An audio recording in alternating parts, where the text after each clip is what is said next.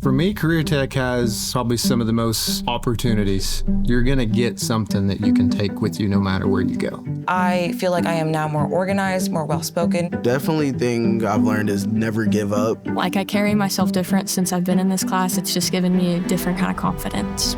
We've got the strongest career tech, honestly, that I've ever seen in my entire career in the state of Oklahoma. I think CareerTech brings a very unique advantage to being able to foster and align with what industry needs and with what our country needs. I don't know that we could maintain what we do without them. CareerTech supplies our workforce. 9.5 months to be able to almost double my family income was like the biggest draw into it for sure. I want to help people. I want to be somebody who can be a shining light in someone's time of darkness and build them up and lift them up in any way I can. That's why I'm so glad CareerTech exists in Oklahoma.